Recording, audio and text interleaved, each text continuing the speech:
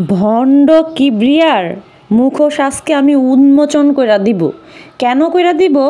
একটা মামলা বা এই মামলা চলতে এতদিন সময় লাগে না। আমি জানি, কারণ আমার আশেপাশের অনেক লোকজন আছে, তারপর আমার অনেক হ্যাডম আছে। আমি জানি যে কিভাবে এই মামলা চলে। হ্যাঁ, যতটুকু এই বেটা নাটক করতেছে, সেই বেটা একদমই একটা ভণ্ডামি করতেছে।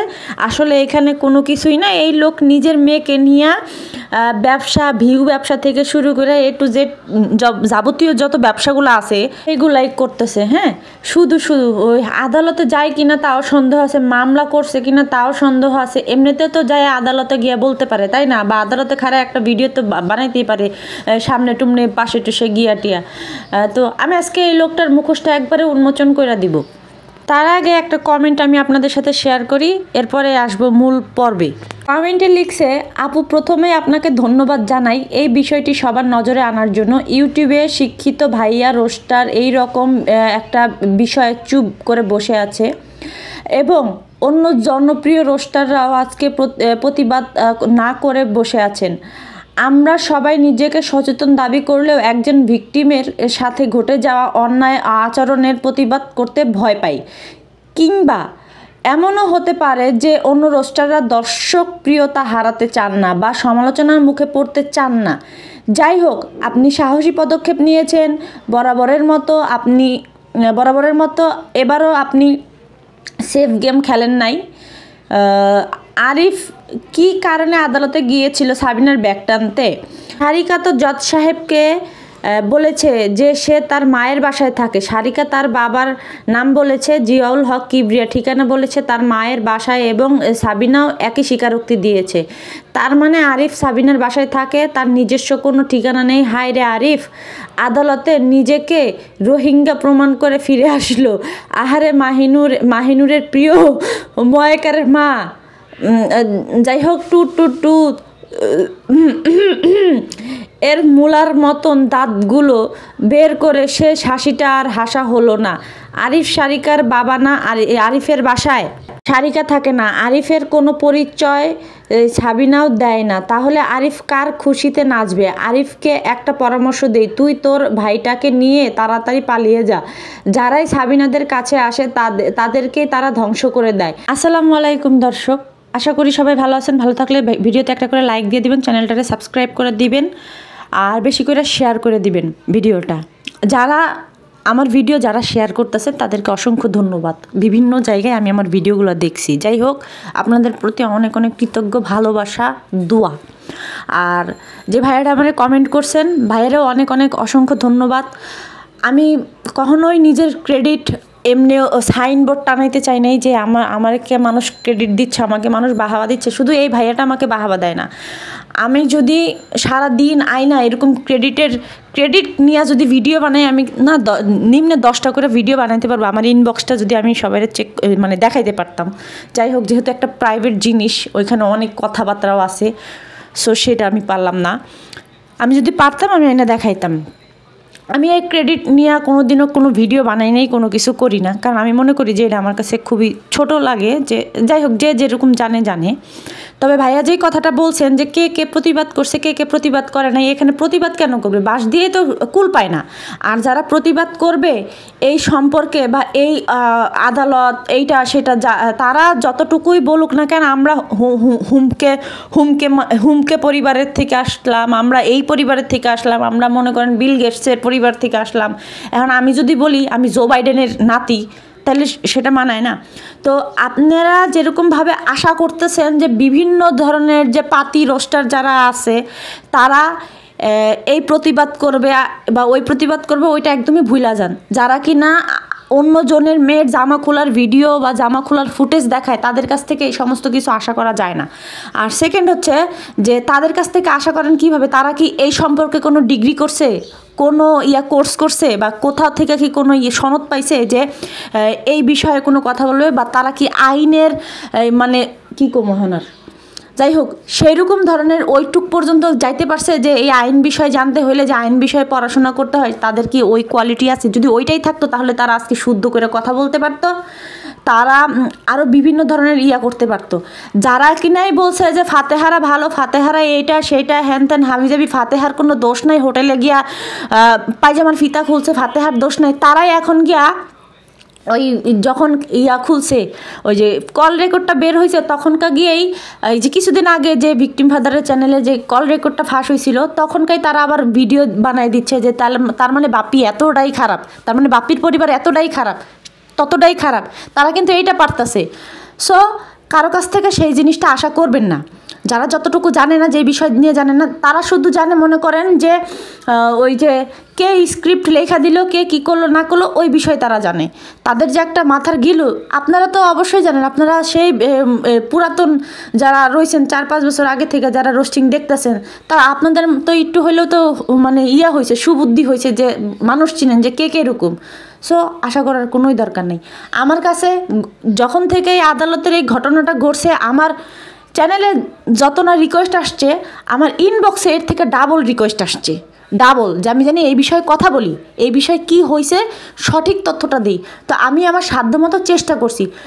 একটা মামলার 99% আমি বলি নাই, একটা মামলার যে ভিতরের কাহিনী সেটা আমি 99%ই বলি নাই, ওই 1% বলছি যেটা কিনা অন্যায় হয়েছে। এটা কোথাও আইনের কোনো জায়গায় কোনো ইয়াতে লেখা নাই যে এরকম ধরনের এটা হবে, মোবাইল বের করলে বা কোনো ভিডিও ফুটেজ নিলে সেটা উকিল নিজে অ্যাগ্রেসিভ হয়ে কারো উপরে হামলা বা এটা সেটা করবে। আমি এতটুকুই বলছি। অনেক কিছু বলি না, অনেক কিছু সিক্রেট রাখতে হয়, অনেক কিছু বলতে নাও মানে বলাও যায় না।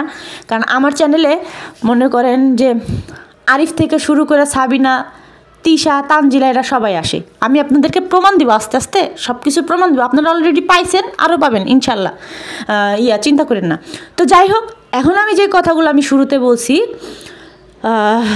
ভণ্ডামির কথা, আচ্ছা তার আগে আমার কিছু প্রশ্নের উত্তর আপনারা দিয়ে যাবেন, যদি সৎ সাহস থাকে সেরকমভাবে দিয়ে যাবেন।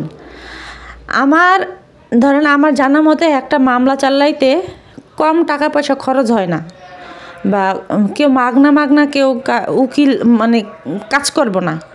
বেটা কামের মূল্য আছে, বেটারা এত এত এত টাকা পয়সা দিয়ে খরচ কইরা ওই LLB পাস করছে মাগনা কাম করার লেগে না। হ্যাঁ, 4-5টা বছর এর পুটকির পিছনে ঘুরা সিনিয়র উকিল গো পুটকির পিছনে ঘুরা বেটারা যে ওকালতিতে নামছে, খালি না, নিজের পকেটের টাকা দিয়া 4-5টা বছর একটা সিনিয়র উকিলের পিছনে ঘুরা দেখছেন যে কয় টাকা লাগে। তো যাই হোক, সেই তো মামলাটাদের চালাইতেছে, যেই লোকটা মামলা চালাচ্ছে সেই লোকটার কি টাকা পয়সা বেশি হয়ে গেছে? আদালতে কি যখন একটা মামলা উঠে তো সেই মামলাটা কি এমনি চলে না, ওই জিনিসটা চালাইতে হয়? নিশ্চয়ই টাকার উপরেই চলে মামলা। টাকার উপরে চলে দেখেই তো আজকে সাবিনার মতো মানুষ মিথ্যাচার কইরা একটা 70-এ ঢাইকা ফেলে, সেকেন্ডের মধ্যে ঢাইকা ফেলে। টাকার উপরেই তো চলে, তাই না? টাকার উপরেই তো সব কিছু দৌড়ায়।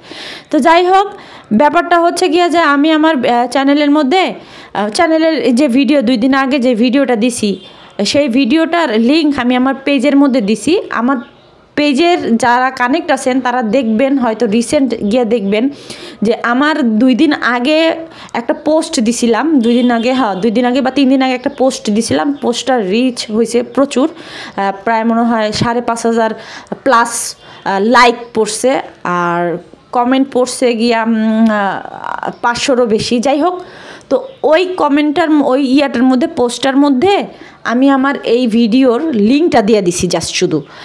তো দেখেন ফেরাউনের দল কোন জায়গায় না থাকে, বাঙ্গু এলিটেরা কোন জায়গায় না থাকে। আমার এই লিঙ্কটা দেওয়ার পরে সেখানে এক বাঙ্গু আসছে, মানে বট, সে বটে আসছে আইসা সাইরা আমার একটা কথা লিখছে যে এই আমার লিঙ্কটা দিছি, পরে গিয়ে লিখছে যে এই লোক ভালো না, এই লোক খালি হ্যান ত্যান হাবিজাবি কি মানে অনেক কথা লিখছে। আমি আসলে ওই কমেন্টটা না স্ক্রিনশট দিইনি, তার জন্য দেখাইতে পারতেছি না। তো আমি ওনারে রিপ্লাই করলাম যে সে কি করছে আপনার সাথে, মানে আমার তো ওইটা জানা দরকার। আমারে একজনে আয়সা একজনের ব্যাপারে বলবে, তো আমি কি তার সাথে হ্যাঁ মিলাবো না? আমি তাকে জিজ্ঞেস করবো, বা আপনারা তাকে জিজ্ঞেস করবেন। কেউ যদি আমার নামে গিয়ে আপনাদের কাছে বদনাম করে, আপনারা আগে কি জিজ্ঞেস করবেন যে কেন, কি করছে, তাই না? তো স্বাভাবিকভাবে আমিও জিজ্ঞেস করছি যে কেন, কি করছে আপনাকে, জাস্ট শুধু এইটুকু, এই কথাটা বলার পরে জাস্ট আপনারাই দেখেন আমার কি লিখছে। এই যে এই আইডিটা থেকে সুমন রহমান এখান থেকে লিখছে, আমি কি বলেছি যে আমাকে কিচ্ছু বলেছে, এত বেশি বুঝেন কেন? একসময় ইউটিউবে ওর ভিডিও দেখতাম, মেয়ের ব্যাপারে সাপোর্টও করতাম, পরে বুঝেছি ওর সবটাই নাটক আর কিছু না। আর যেভাবে গালি দেয় ভিডিওর মধ্যে সেটা থেকেই বোঝা যায় ও কেমন। আচ্ছা, যখন এই কথাটা লিখছে, লিখার পরে আমি তাকে আবার রিপ্লাই করছি যে সে কি আপনাকে কাউকে ধরে ধরে গালি দেয় না, সে নির্দিষ্ট একটা মানুষকে গালি দেয়। আর কাদেরকে গালি দেয়? যারা কিনা তার মেয়ের জীবনটা নষ্ট করে দিচ্ছে তাদেরকে তো গালি দেয়, ওই সমস্ত নোংরাদের গালি দেয়। তো আপনার ওই সমস্ত নোংরাদের নোংরামি দেখতে ভালো লাগে, আর যেই মানুষটা নিজের মেয়ের চোখের সামনে ধ্বংস হয়ে যাওয়া দেখতেছে, অন্ধকার জগতে নামাই দিচ্ছে, সেই মানুষটা নামাই দিচ্ছে, সেটার প্রতিবাদ করতেছে, সেই মানুষটা আপনার কাছে খারাপ হয়ে গেল গা? আমি জাস্ট শুধু এইটুকুই বলছি। ও বাবা, মানে কি কোমরে বাইরে বাইরে বাঙ্গুরা আগে আমার চ্যানেলে পড়ে থাকতো, এখন যখন দেখতেছে হায় হায় আমার চ্যানেলে পারতেছে না, আমার পেজে আমার এই বাঙ্গুগুলা কিন্তু আমার পেজের মধ্যেও আছে, বুঝছেন নি? তা এরপরে আসল খেলা, আমি যখন ওই কমেন্টটা করলাম বা ওই রিপ্লাইটা দিছি যে ওনার নষ্টামি নোংরামি দেখতেছেন আপনারা, আপনাদের কাছে সেটা ভালো লাগতেছে, অথচ প্রতিবাদ করতেছে সেটা ভালো লাগতেছে না। যখন আমি এই কথাটা বলছি, বলার পরে আমার সেকেন্ড রিপ্লাই কী আসছে সেটাও আমি আপনাদেরকে দেখাই। এরপরে সে লিখছে যে আপনার কোনো পোস্ট আমি কোনো কমেন্ট ডিলিট করি নাই, এটা আপনার পোস্ট, মানে আমার কমেন্ট ডিলিট করে দিছিল একটা, তারপরে আবার করছে কি জানি করছে, পরে আবার ফেরত আসছে আমার কমেন্টটা, নাহলে আমার কমেন্টটা হাইড করে দিছে। হ্যাঁ, তো যাই হোক, পরে লিখছে যে নিজের মেয়েকে নিজের কাছে আনতে এত বছর সময় লাগে না, বুঝলেন? আর এই সব কোর্ট কাচারি মামলা আমাকে বুঝাতে আইসেন না, আমার হাজবেন্ড একজন অ্যাডভোকেট, আমাদের বাসাতেই পার্সোনাল চেম্বার এ বসেন তিনি, রোজ বিকালে ক্লায়েন্টে ভরা থাকে চেম্বার, কোন কেস কত দিন ভরে চলে খুব ভালো জানা আছে আমার। এখানে কিছু জিনিসের মিস্টেক আছে। এখানে যার জামাই অ্যাডভোকেট তার বউ পার্সোনাল লিখতে পারে নাই, পার্সোনালের উপরে যে রফলাটা থাকবে সেটাও দিতে পারে নাই, তারপরে আবার ওই যে কতদিন ধরে এটা লিখতে পারে নাই, গোছায় কতদিন ভরে চলে সেটা। তো যাই হোক, তো এরপরে না এই মহিলাটার এই কমেন্টটা দেখার পরে বুঝলাম যে এই মহিলাটা আসলে আমার কি বুঝাইতে চাইতেছে, নিজের পাওয়ার কতটুকু সেটা বুঝাইতে চাইতেছে, নিজের কি হ্যাডম সেটা বুঝাইতে চাইতেছে। এখন আমার কথা হইতাছে যে ভাই, আমি সর্বপ্রথম আমি যেটা করি সেটা হচ্ছে গিয়া যে নিজেরে কোনো জায়গায় কি বলবো বড় দেখাই না। আমি জানি না কে কি মনে করবেন জানি না, আমাদের প্রফেট মুহাম্মদ সাল্লাল্লাহু আলাইহি সাল্লাম বলছে, উনি একজন বিশ্বনবী হইয়া উনি সবসময় বলতো কি যে আল্লাহ তুমি আমার চোখে ছোট বানাও, মানুষের চোখে বড় বানাও। ওনার এটা কথা, উনি একজন বিশ্বনবী হইয়া উনি এই কথাটা বলতো, আল্লাহর কাছে সবসময় চাইতো যে আল্লাহ তুমি আমার চোখে ছোট বানাও, মানুষের চোখে বড় বানাও। তো উনি এই একজন বিশ্বনবী হইয়া হাজার হাজার উম্মত তার, সে যদি এই ধরনের একটা কথা বলতে পারে, তাহলে আমি হলাম একটা নগণ্য একজন ক্ষুদ্র উম্মত, ক্ষুদ্র মানুষ, সেই মানুষ কিভাবে আমি এত হ্যাডম দেখাই। যাই হোক, তো এরপরে আমার কাছে ব্যাপারটা এত পরিমাণে রিয়া লাগছে, তো আমি সবসময় এটা করি যে নিরিবিলি থাকি, কেউ যদি খামচি মারতে আসে তার একটা কামড় মাইরা দিই। তো এরপরে আমি ওনার একটা কমেন্টের রিপ্লাই দিই, রিপ্লাইটা আপনারা একটু দেখেন। আমি লিখছি যে আমার ঠেকা পড়ে নাই আপনাকে কোর্ট কাছারি শিখানোর, উকিল দুই রকমের হয়, কেউ বটতলার, কেউ সনদপ্রাপ্ত। যারা সনদপ্রাপ্ত তারা কোনো দিন বলবে না এই মামলায় এতদিন সময় লাগে না। এটাই যদি হতো তাহলে ইমরান শরীফ তার মেয়ে দুইটাকে পাইতো। ইমরান শরীফরে তো চিনেন, যে ওই যে জাপানিজ যে দুইটা বাচ্চা, ওই লোকটা ওনার বাচ্চাদেরকে পাওয়ার জন্য কি করতেছে। তাহসান, যদি এটাই হইতো তাহসান কিন্তু ওর মেয়েদেরকে পাইতো, মেয়েটারে পাইতো। যাই হোক, তো আর যে তারপরে গিয়ে আমি বলছি যে সেকেন্ড বটতলার উকিলরা হচ্ছে ক্লায়েন্ট ধরার জন্য বলে 1 বছরের মাথায় অমুক কাজ একদম কমপ্লিট করে দিব। আমরাও আইনের স্টুডেন্ট, খুব ভালো করেও আমাদেরও জানা আছে, আইনের মারপ্যাচ কিছুটা হলেও জানি। আমরা নিজেদের পরিচয় সচরাচর কোথাও দেই না, এটা আমাদের কাছে ছোট লোকই মনে হয়। বিশ্বাস করবেন কি না আমি জানি না, আমার যখন এই কমেন্টটা আমি দিছি, হ্যাঁ এই কমেন্টটা যখন আমি জাস্ট শুধু দিছি, দেওয়ার পরে সে আর আমার সাথে কোনো প্রকার তর্কে জড়ায় নাই, না জড়ায়া জাস্ট আমারে দুইটা কতগুলো নোংরা কথা বলছে, বইলে আমারে ব্লক মেরে দিছে, বুঝছেন। তো আমার কথা হইতেছে যে তুই অ্যাডভোকেটের বউ হস, অ্যাডভোকেটের মা হস, সেটা তো আমার দেখার বিষয় না। আমি যখন কথাটা বলছি, আমার কথাটা যদি মিথ্যা হতো তাহলে কিন্তু সে আমাকে কিন্তু পাল্টা জবাব দিত, তার কাছে যদি এই জিনিসটা হইতো বা থাকতো। হ্যাঁ, বা আমি যে নিচে যেই কথাটা বলছি যে আইনের স্টুডেন্ট, এটা যে বলছি, এই কথাটার কি সত্যতা কতটুকু আছে, সে কিন্তু সেই জিনিসটা নিয়েও কিন্তু আমার দিকে প্রশ্ন তুলে নেয়, আঙ্গুল তুলে নেয়। হ্যাঁ, তো সেইখানে সে কিন্তু একদম মানে এক কথায় বলতে পারেন চোরের মতো পালায়া গেছে। তো আমার কথা হইতাছে যে আমি একটা বিষয় জানি না, শুনি না, বুঝি না, লাফাইতেছি। আমার জামাই বাইরে যেই কাজটা করতেছে সেই কথাটাকে আমার ঘরে এসে বলবে, আর সে যদি ঘরে এসে বলে আমি কি সেই জিনিসটা জানবো না। তো এই মহিলা হচ্ছে গিয়া ওই বটতলার উকিলের বউ, হয়তো যাই হোক, এই বটতলার উকিলের বউ দেখে কিন্তু পার্সোনাল বানান, তারপরে ধরের জায়গায় ভরে দিয়ে দিছে। তো এটাই ওনাদের কাছেই সম্ভব। ভাই আমি একটা কথা বলি যে আজকালকার জামানায় একটা মামলা চালাইতে গেলে বহুত হিমশিম খাইতে হয়। আইন মামার বাড়ির মোয়ানা, যে যখনই আইনের কাঠগড়ায় মানে গিয়া টোকা দিবা, তখনই তোমাদের জন্য দরজা খুলে বলবে চিচিং ফাক ঢুকে যাও, তারপর আবার বলবে চিচিং ফাক বের হয়ে যাও। এরকম না, যদি এটাই হইতো তাহলে বাংলাদেশে আজকে অনেক কিছু চেঞ্জ হয়ে যেত। হ্যাঁ, বেশি কিছু কইতে চাই না, বেশি কিছু শুনতে চাই না। আমার কথা হচ্ছে, আমার পোস্ট, আমার পেজ, আমার চ্যানেল, এইখানের মধ্যে আমি লিঙ্ক 10টা দিব। কারো তো আব্বার কোনো কিছু না, কার বাপেদের তো খাইয়া দেওয়াও কোনো কাজ নাই, তাই না? আমি আমার নিজস্ব অভিজ্ঞতা থেকে কয়েকটা পয়েন্ট ধরে কথা বলছিলাম, আর সেইখানে 100টা মানুষ সহমত জানাইছে। তো 100টা মানুষ যেখানে সহমত জানায়, তো সেইখানে আমার ভুল কিভাবে হইলো? আমার যদি ভুল হইতো, আমার থেকেও ঘাঘো প্লেয়াররা এই ইউটিউব, ফেসবুক এখানে সেখানে পড়ে রয়েছে, যারা কিনা বাহিরের দেশে গিয়াও এই যে পড়তেছে, ল করতেছে। তো তারা যদি গিয়া আমাকে অ্যাপ্রিসিয়েট জানাইতে পারে, তারা যদি বলে যে হ্যাঁ তোমার কথার মধ্যে শতভাগ সত্যতা পাইছি, শতভাগ সত্য, তো সেইখানে তুমি কোন চ্যাটের হয়ে গেছো গা, মানে চুল হয়ে গেছো গা, যে আমারে আইসা আমাকে আমার ভুল ধরো, বা কোথায় কি আমারে বুঝাইতে আসো, আইনের ধারা পইরা আসো, তারপরে গিয়ে আমার সাথে এরকম মারপ্যাচ খাইতে আসো। আর একটা কথা বলি, অস্ত্র জমা দিছি, ট্রেনিং কিন্তু জমা দেই নেই। এই কথাটা সবসময় মাথায় রাখবা, যে অস্ত্র জমা দিছি দেখা ট্রেনিং কিন্তু জমা দেই নেই। এখন মনে করছো যে দুষ্টু কথা, এই কথা সেই কথা বলি না দেখা যে সব কিছু ভুলা গেছি, তেমন না। দুষ্টু কথা যখন বলতে হবে তখন বলবো, যখন বলার দরকার আসবে তখনই বলবো। তো এই যে যারাই এই আরিফদেরকে নিয়ে কথা বললে, মানে আরিফ বাপ্পি এদেরকে নিয়ে কথা বললে কিছু মানুষদের খুব গায়ে লাগে। কেন?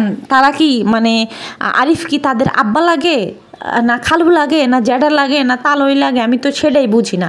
তো এই যে আরিফের যে মানে এনারা যে এত লাফালাফি করতেছে, এই আরিফের বাপের নামটা পর্যন্ত এই ভিকটিম ফাদারের দেওয়া, মানে একটা যে নোটিশ পাঠানোর কথা, সেই নোটিশ পাঠানোর জন্য নাম লাগবে। সাবিনারটা ভিকটিম ফাদার দিচ্ছে, কিন্তু আরিফেরটা যখন দিতে পারে নাই, তখন ভিকটিম ফাদার একটা নাম বানায়া তারপরে দিছে।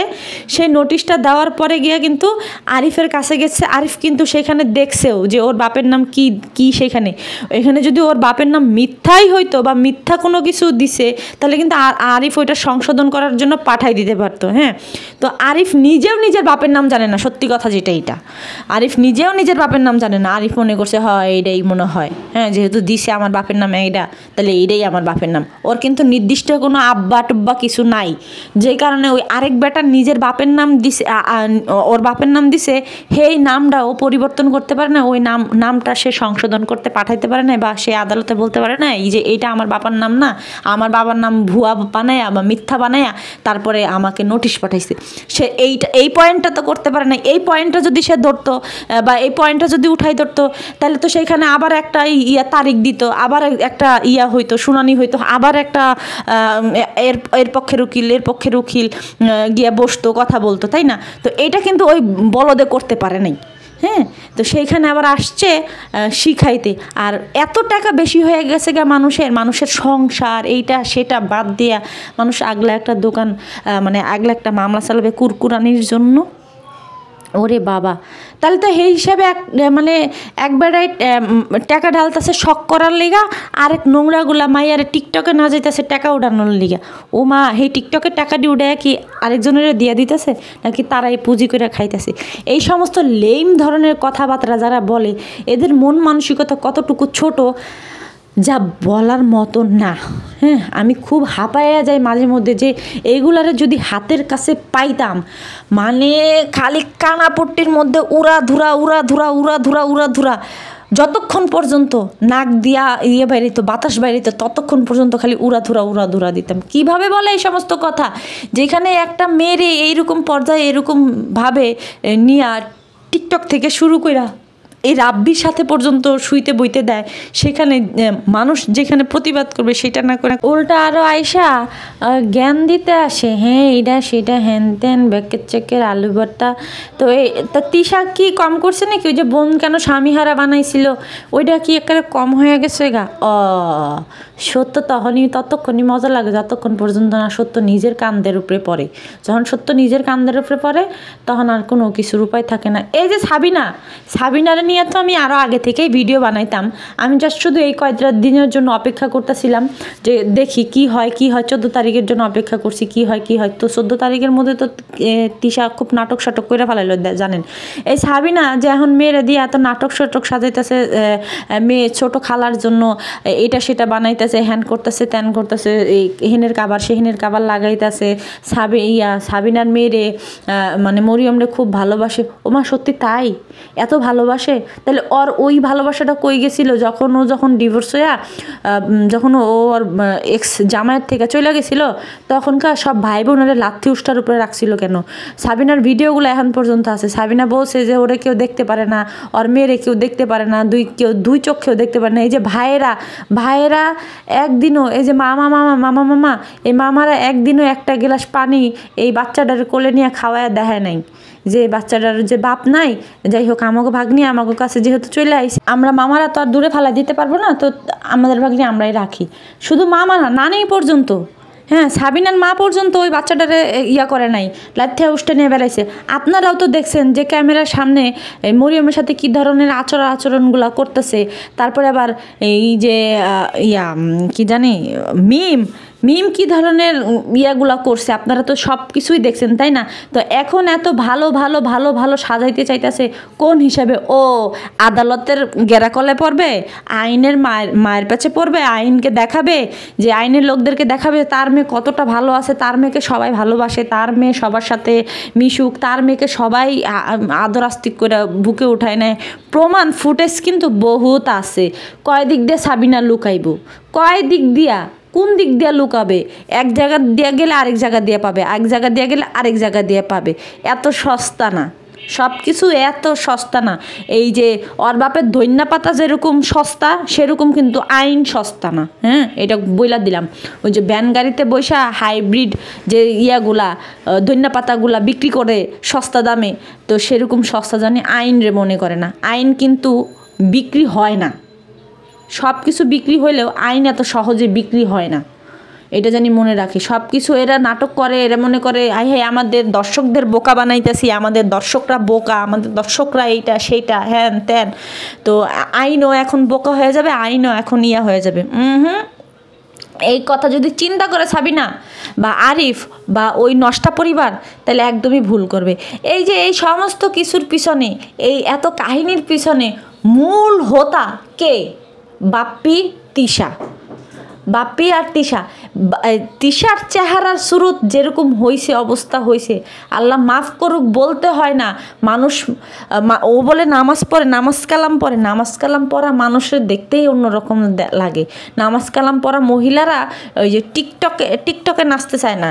নামাজ কালাম পড়া মহিলারা ওই আর যাই করুক মানে বেহায়াগিরি করতে পারে না, এটা কখনোই পারে না। 5 ওয়াক্ত নামাজ পড়লে কোনো মহিলার ভিতরে বা কোনো মহিলা না, কোনো মানুষের ভিতরে কিন্তু কোনো খারাপ চিন্তা ভাবনা আসবে না।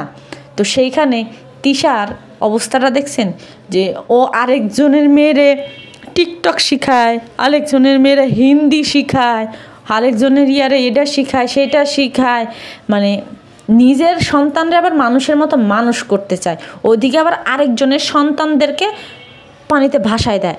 ওই যে একজনের তো দিছে, মরিয়মরে তো দিছেই, এখন ধরছে আবার পাপিয়ার মাইয়া, ইতির মাইয়া, এই দুইটারে ধরছে।